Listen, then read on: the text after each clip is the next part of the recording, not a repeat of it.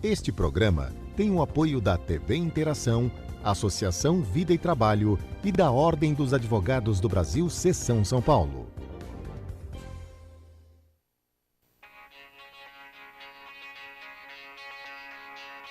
A limpeza urbana representa, em média, a terceira maior despesa dos municípios brasileiros, ficando atrás apenas da saúde e da educação.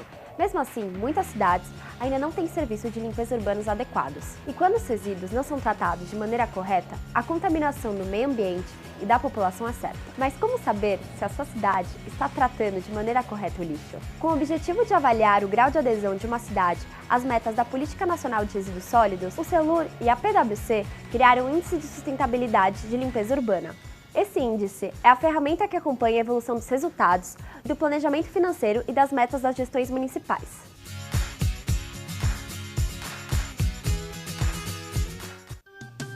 A TV Aberta São Paulo tem o apoio cultural da Oficina do Sofá, restauração de estofados com excelente qualidade. Para mais informações, ligue 0 Operadora 11 5184 0308 ou confira nossos modelos pelo WhatsApp 0 Operadora 11 99697 3600. Venha nos fazer uma visita. Rua Pires de Oliveira, 1202, Chácara Santo Antônio, São Paulo.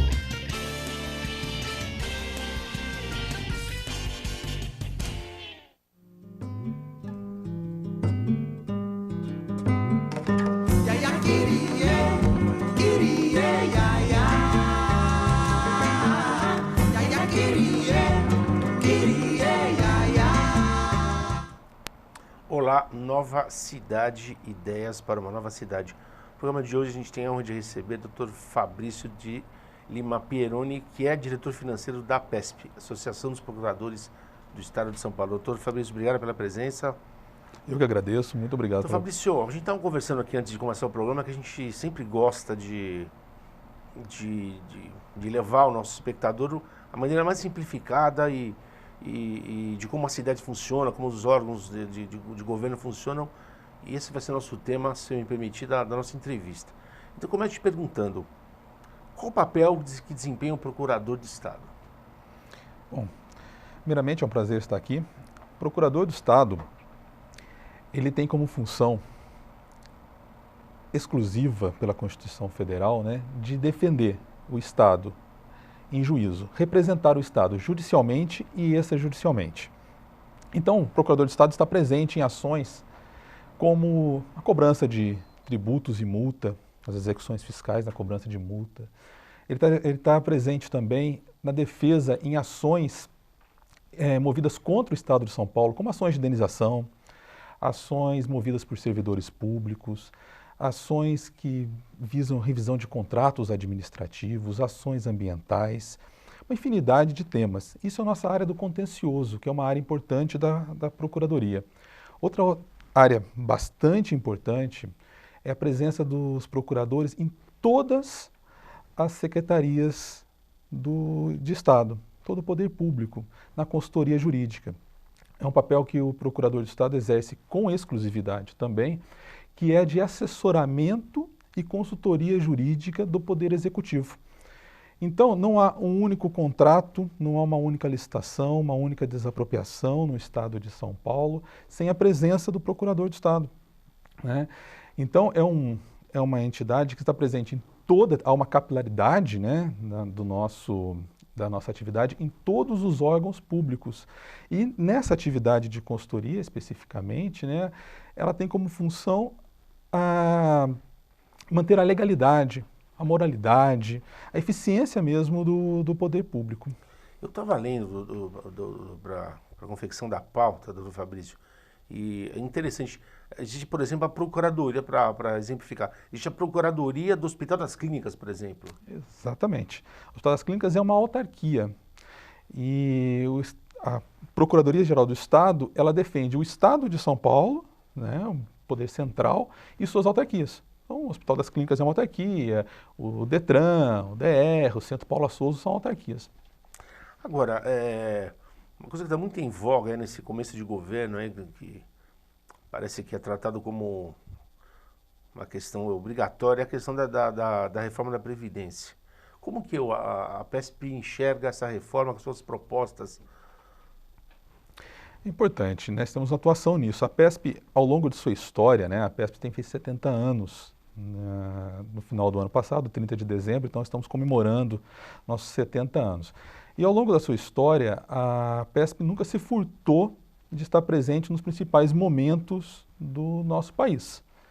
Momentos políticos e momentos de reformas administrativas, reformas da Previdência, reformas tributárias. A PESP, ao longo desse tempo, ela conseguiu se desenvolver junto aos parlamentares, junto ao Congresso Nacional, aos políticos, como uma entidade séria, né, que defende mesmo o interesse público. No caso específico da reforma da Previdência, é preciso considerar que a reforma da Previdência, a Previdência Social, melhor dizendo, é um acordo entre o Estado e seus cidadãos ao longo do tempo. E que atravessa gerações. E por conta disso, esse acordo longo que é feito, vez ou outra há necessidade de reformas, de ajustes em razão da natalidade, da expectativa de vida ou da expectativa de sobrevida. Então é normal uma reforma da Previdência. Nós enxergamos assim, é normal uma reforma da Previdência. Mas, e que foram feitas, né? Reformas foram feitas independentemente do partido político, se é de direita, se é de esquerda, no mundo todo é feito reformas da Previdência. Então isso é normal. Mas há reformas e reformas. Há reformas que apenas visam adequar o sistema de seguridade social, de garantia social previsto na nossa Constituição, correto? E há reformas em que visam dar uma guinada de 180 graus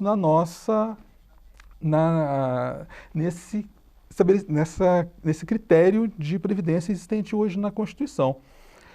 Essa reforma apresentada pelo governo hoje é uma reforma que, em nosso sentir, ela traz diversas injustiças. Injustiças e inconstitucionalidades. Então, isso que eu queria perguntar. Esse projeto atual, como apresentado, a PESP vê algum fator de inconstitucionalidade, é isso? Alguns fatores de inconstitucionalidade que são importantes. Ele vai levar que, se for aprovada dessa forma, né, vai levar com que essa reforma pare no judiciário. Haverá uma judicialização dessa reforma, o que não é bom para ninguém. Não é bom para o governo, não é bom para o cidadão, não é bom para a segurança jurídica, não é bom nem para o mercado. Então, a PESP tem um papel fundamental. Nós estamos presentes semanalmente em Brasília, estamos em conversa com parlamentares, estamos tentando mostrar aos parlamentares essas incoerências, essas injustiças, essas inconstitucionalidades, tentando aprimorar o texto então apresentado. Ao mesmo tempo, para os nossos associados, nós estamos fazendo debates, reuniões, mostrando o que eventualmente pode mudar na vida de cada um. Agora, doutor Fabrício, essas incongruências que vocês enxergam, essa visão é compartilhada por todos os setores do judiciário ou não? É uma visão particular da PESP? Não, sim, é compartilhado pelos setores do judiciário. Quem se debruçou sobre o tema, sobre o texto, verifica perfeitamente essas inconstitucionalidades e essas injustiças. Doutor Fabrício, agora vamos entrar num campo, digamos assim, um pouco do juridiquês. O que é autonomia da advocacia pública? Legal. Autonomia da advocacia pública é algo que a gente busca mesmo, né? A advocacia pública ela está prevista na Constituição. Ela foi prevista pelo Constituinte de 1988, como jamais havia sido previsto. Mas, ao contrário de outros órgãos do setor, do sistema judiciário, né, como o Ministério Público e a Defensoria Pública, para a advocacia pública não foi previsto a tal da autonomia. E o que vem ser isso? Nós dividimos a autonomia em autonomia financeira, é a capacidade de você ter o seu próprio orçamento, ter a sua própria capacidade de gerir um determinado valor. Isso dá o quê? Dá garantia ao advogado público. O advogado público, como eu disse anteriormente, ele está presente em todo poder executivo, em todas as secretarias. E sua atuação, muitas vezes, não agrada aos membros do poder, aos políticos. E há formas de retaliação. Claro que uma de formas de retaliação possível é na questão financeira. Você deixar aquele órgão da advocacia pública à míngua, né? É claro que é uma forma de retaliação. Outra autonomia que nós buscamos, né, é a autonomia técnica de você, naquele processo, naquele parecer, você não ter, a não ser a sua própria consciência jurídica e o ordenamento jurídico, ser seu único tutor. Você não tem que pedir autorização para ninguém.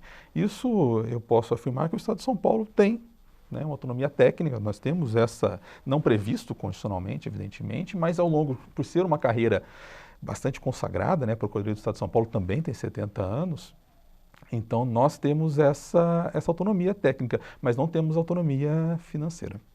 E buscamos isso. Ok. Doutor Fabrício, por falar nessa questão dos pleitos da PESP, dos procuradores, vocês estão movendo uma campanha que é a nomeação já.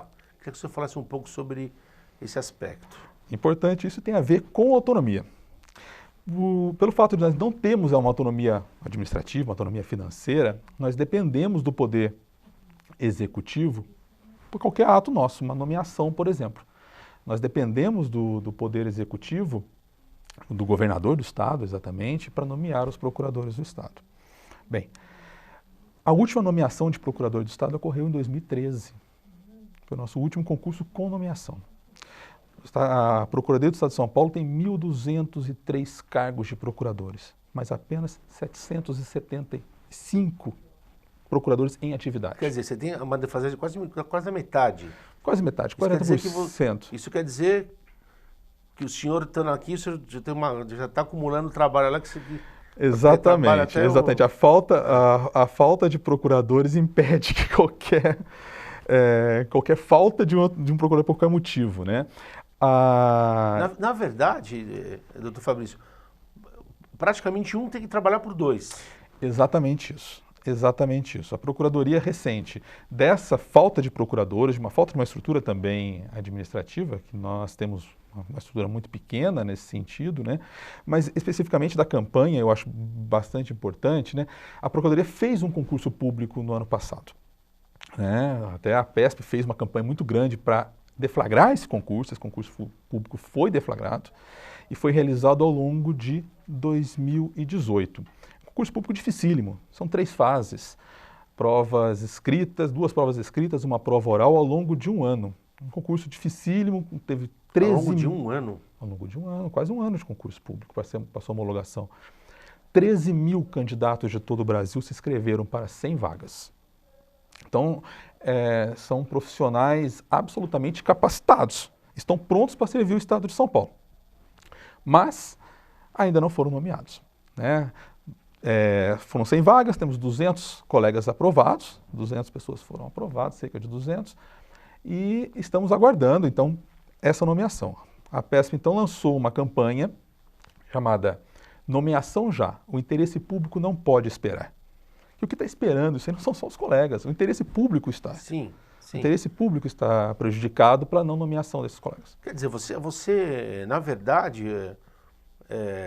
doutor Fabrício, não é uma atividade que o Estado pode, digamos, não é um capricho, é essencialmente fundamental, né? A nossa atividade não pode ser terceirizada. O Estado não pode, constitucionalmente mesmo falando, o Estado não pode, olha, não tem procurador, vou contratar outro advogado, ou vou deixar de fazer. Não tem como. Os processos existem, os prazos judiciais estão aí. Não tem como um procurador deixar de fazer uma contestação, um recurso, de bem defender o interesse público, e ao defender o interesse público naquela ação, ele está defendendo o interesse público do povo paulista, é o nosso orçamento, é o nosso dinheiro que vai por água abaixo numa situação como essa, né?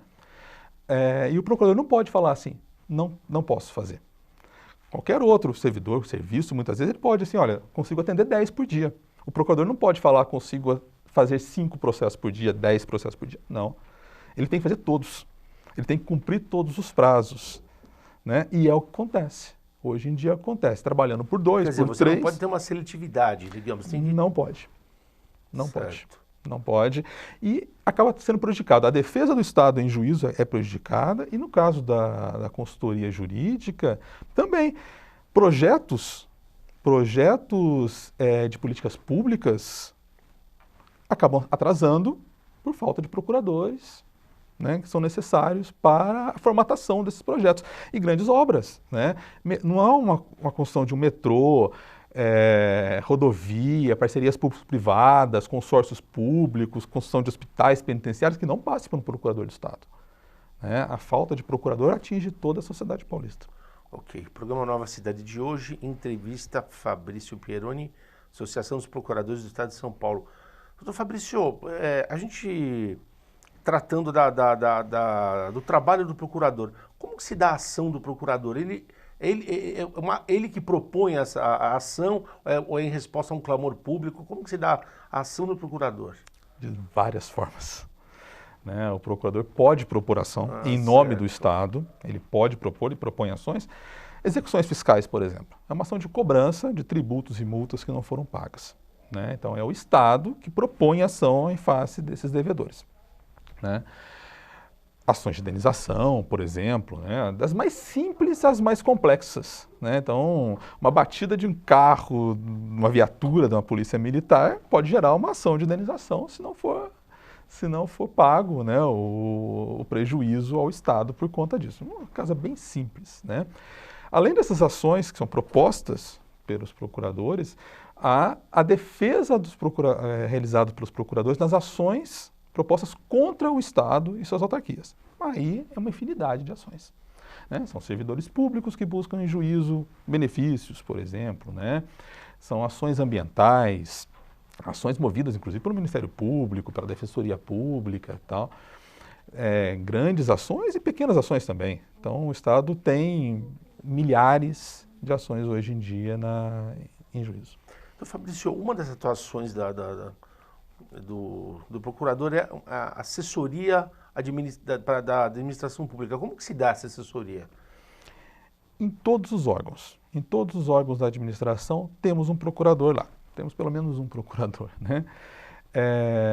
É por demanda da própria administração pública, né? E em alguns casos a legislação exige a manifestação do procurador previamente a determinados atos, e por demanda do administrador público, que quer fazer determinado projeto, determinada obra, e demanda do procurador que esse projeto saia de acordo com a legalidade, né? E como vai ser essa formatação para que isso seja feito, seja realizado de forma legal, né? De acordo com a legalidade, essa formatação é feita pelo procurador.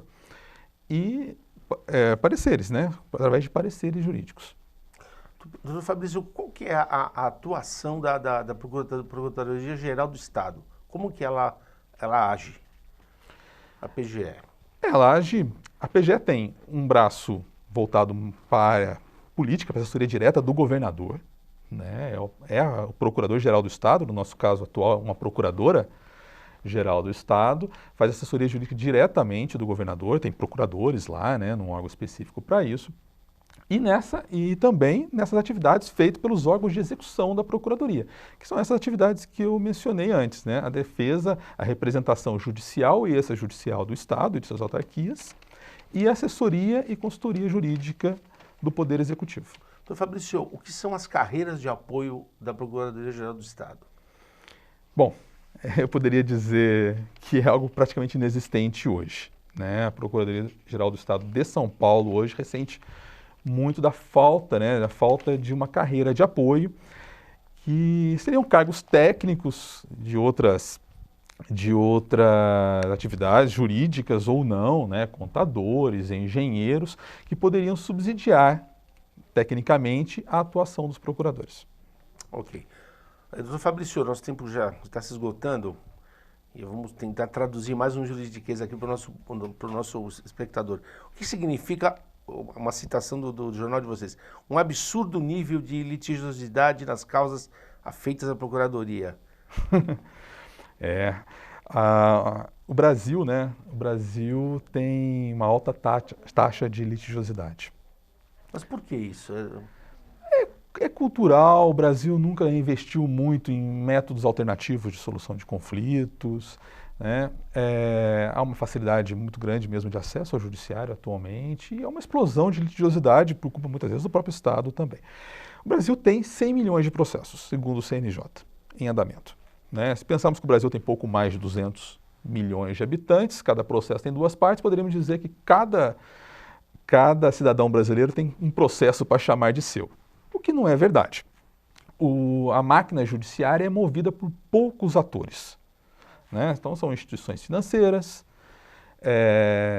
e o poder público. O poder público é um grande demandante e demandado do poder judiciário. Hoje, ações envolvendo a judicialização de saúde, por exemplo... Que é uma coisa que está em voga, né? Essa é a questão da... Em voga, pedidos de medicamentos, tratamentos de saúde. As próprias execuções fiscais, são milhares de execuções fiscais em andamento. Isso faz com que o Estado, o poder público em geral, não só o Estado de São Paulo, seja um dos maiores demandantes. Essa é a alta litigiosidade. Ele é muito demandado e também demanda muito do Poder Judiciário. Agora, doutor Fabrício, você está falando da taxa de litígio muito alta, mas comparando com outros países, a do Brasil é alta mesmo? Ela é alta. Ela é alta. Outros países mais envolvidos investem muito em métodos alternativos de solução de conflitos. O Poder Judiciário está à disposição, mas ele é usado em último caso. Certo. No Brasil, ele é usado praticamente como a única opção do cidadão. Isso está mudando. Está mudando. O novo Código de Processo Civil, por exemplo, ele consagrou mecanismos alternativos de solução de conflitos, mas ainda é cultural. Precisamos mudar a mentalidade dos nossos Agora, agentes. doutor Fabrício, isso ao mesmo tempo é uma coisa difícil de solução, né? Porque é uma coisa cultural, né? É cultural. Eu posso dizer que quando eu fiz faculdade, eu não ouvi falar de métodos alternativos de solução de conflitos. Eu aprendi a litigar, né? Na faculdade de Direito você aprende a litigar. Hoje em dia já há disciplinas específicas de mediação, de conciliação e arbitragem. Então é uma mudança cultural gradativa. Pode ocorrer, a gente acredita que ocorra. Eu oro que ocorra, rezo que ocorra. Tá legal. Então, Fabrício, obrigado pela presença. A gente recebeu hoje Fabrício Pieroni, da Associação dos Procuradores do Estado de São Paulo. Então, Fabrício, nosso tema aqui é infinito, já está convidado para voltar, viu? Muito obrigado, eu que agradeço a oportunidade. Nova Cidade volta na próxima semana. A TV Aberta São Paulo tem o apoio cultural da Oficina do Sofá, restauração de estofados com excelente qualidade. Para mais informações, ligue 0 Operadora 11 5184 0308 ou confira nossos modelos pelo WhatsApp 0 Operadora 11 99697 3600. Venha nos fazer uma visita. Rua Pires de Oliveira, 1202, Chácara Santo Antônio, São Paulo.